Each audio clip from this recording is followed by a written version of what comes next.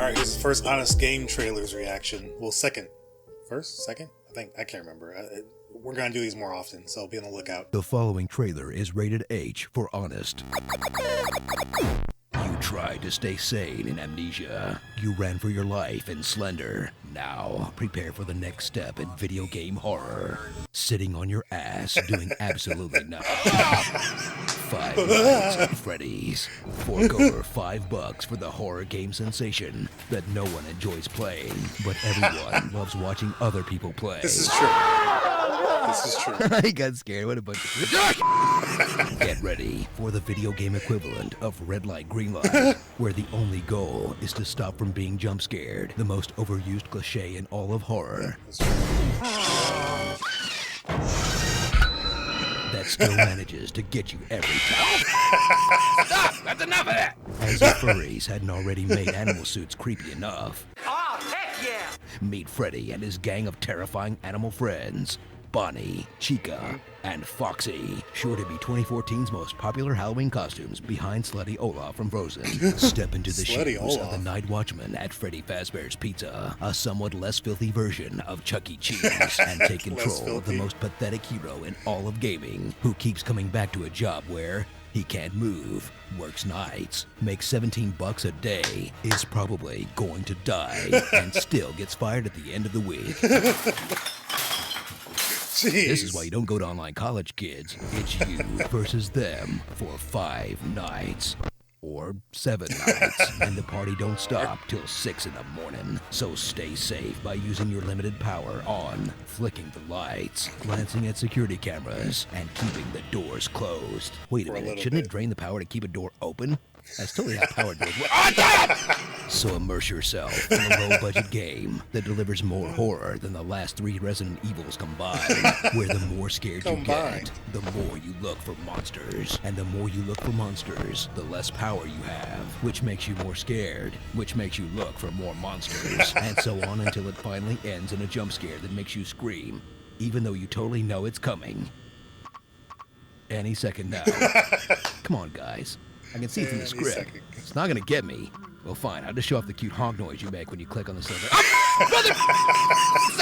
Son of Starring Winnie the Pooh, Los Pollos Hermana, Bonnie Darko, and Sonic the Hedgehog. I was just listening to this in my car. 7 Nights of Furries. At least this is just one of those one-off internet fads that I won't have to play anymore. We're gonna have a million of these, aren't we?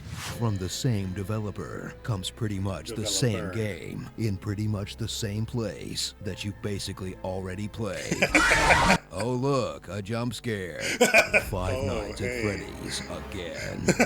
You loved the original, then you waited 2 whole months for the sequel. Now, fork over $8 for the latest farted out streamer bait sensation, even though what made it scary is totally played out by now. It's like watching the same horror movie over and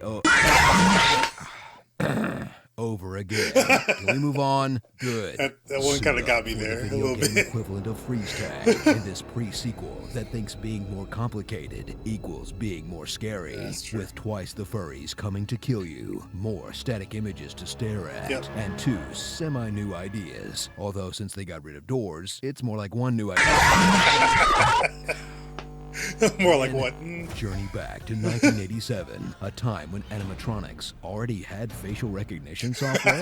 They've spent a small fortune on these new animatronics. Facial recognition.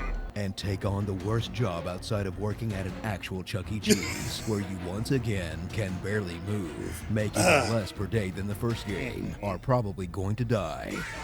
And you still get fired at the end of the week. Thanks, Obama. Or, thanks, Reagan. Return for 7 nights of new, marginally improved gameplay, where you stay safe by blinking the world's least power-efficient flashlight, keep the world's fastest music box playing, and hope that when you die, it lets you play something fun instead.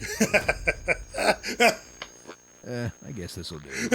So dive into the indie horror sensation that's inspired more half-baked fan theories than Inception, but is more like Paranormal Activity, the video game, because it's cheap to make. There'll be a bunch of sequels, and we're all starting to get a little sick of them by now. Starring the same fuckers from last time. Their Happy Meal equivalents. Ness on cocaine. No Face. Bear in Mind. And Scarfox. 5 Nights to Spooky.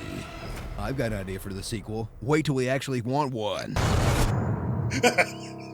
Ah, From Scott Cotton, Calvin, Cawthon comes the final chapter in the trilogy we got 6 whole months off from, before he put us through the same shit all over again. 5 Nights at Freddy's 3. Take everything you know about 5 Nights at Freddy's and don't forget any of it, because this is pretty much the same as the last 2, with fewer enemies, fewer rooms, and, a 3 at the end. Security cameras, furries, jump scares, blah, blah, blah. You get it by now. Yeah. Freddy Fazbear's Pizza is gone. Now, some greedy idiots have gathered the same old junk in a new location and plan to make a quick buck off of dumb kids who still care about the lore, which is really meta if you think about it.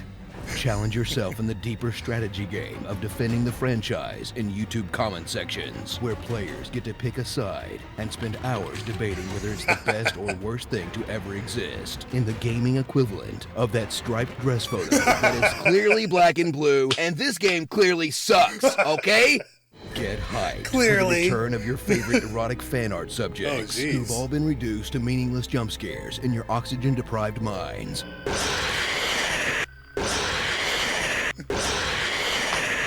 There's only one spooky fursuit left, and the only way to contain him is to wait for your computer to reboot so you can keep making giggle noises. No, I can't believe this is popular either, but it's a game that's all about the lore. Finally, the backstory is revealed to players once they double-click the Balloon Boy poster on camera 8, press the arcade cabinet buttons in a special order, collect the hidden cupcakes, enter the secret code into the wall tiles, click on the Shadow Bonnie plush, click the puppet poster, and exploit the intentional glitches in 5 different minigames, in a brilliant attempt to conceal how vague and undeveloped the story really is. Sorry, game theory. So drag yourself through what's hopefully the last 6 nights at Not Freddy's, that even the franchise's own Jesus is getting tired of by now. I don't even think that I want there to be any more 5 Nights at Freddy's after this. I don't think this series needs another game. I have played 5 Nights at Freddy's for so unbelievably long. And piece together every last scrap of lore that still leaves us with questions like, who is this purple guy? Who is Golden Freddy? Who is the Balloon Boy? When they found Springtrap, why did no one realize there was a rotting human corpse inside? Why can't you hear this gigantic metal robot walking around? Have the cops not noticed that every security guard at these places dies? Why would security guards start working before the place even has a single animatronic? Who would make, sell, or buy such stupidly dangerous costumes? What kind of place put security cameras in a ventilation system? Why would a haunted house attraction be airtight to the point that it runs out of oxygen? And since when does lack of oxygen make ghost furries jump scare you? And why? You know what? I'll save it. You know there's totally gonna be more of these things, but that doesn't mean we're gonna make another trailer. You know what? Unless they make me. Starring the following channels with gibberish names who've made a living off overreacting to jump scares. PewDiePie, Squeezy, Smike, Markiplier, Yummy Mash, and Smosh Games. Yeah, that's right. You know we do it too.